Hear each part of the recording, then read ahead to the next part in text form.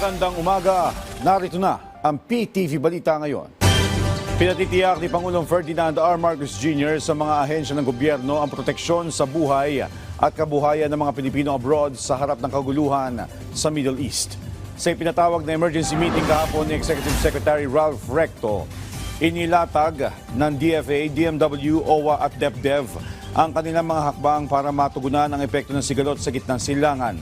Kabilang dito ang contingency plan sakaling tumindi at lumawak pa ang kaguluhan. Gayon din ang pagkakaroon ng matatag na diplomatic at communication channel sa Israel, Iran at iba pang mga bansa.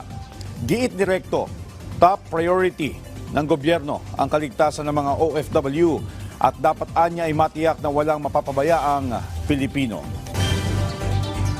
Samantala, inaayos na ng Department of Transportation at Land Transportation Franchising Regulatory Board ang pamamahagi ng 2.5 billion pesos na fuel subsidy. Ito ay sa oras na pumalo na sa $80 per barrel ang presyo ng krudo sa world market. Ayon sa Transportation Department, pinatitiyak ni Pangulong Ferdinand R. Marcos Jr. ang tulong sa mga maaapektuhang PUV operator at driver sa oras na tumaas ang presyo ng petrolyo dahil sa kaguluhan sa Middle East.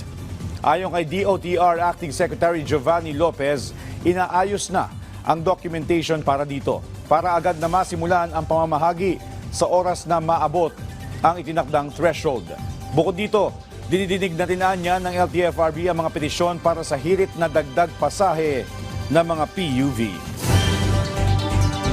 Para naman maging panatag ang mga Pilipino may mahal sa buhay, sa Middle East, binuksan ng Department of Information and Communications Technology o DICT, katuwang ang DMW at OWA, ang libreng connectivity assistance. Ayon sa DICT, ang mga ito ay binuksan sa kanilang regional offices na bahagi ng direktiba ni Pangulong Ferdinand R. Marcos Jr. na tiyaking konektado ang bawat Pilipino, lalo na sa gitna ng kaguluhan. Kabilang sa mga bukas na para dito ay ang DICT Regional Office sa Ilocos Region, gayon din sa mga probinsya sa Region 3 o Central Luzon at sa Cagayan Valley o sa Region 2. Para sa karagdagang detalye, bisitahin lang ang Facebook page ng DICT Regional Offices sa inyong lugar para sa handog na libreng connectivity assistance.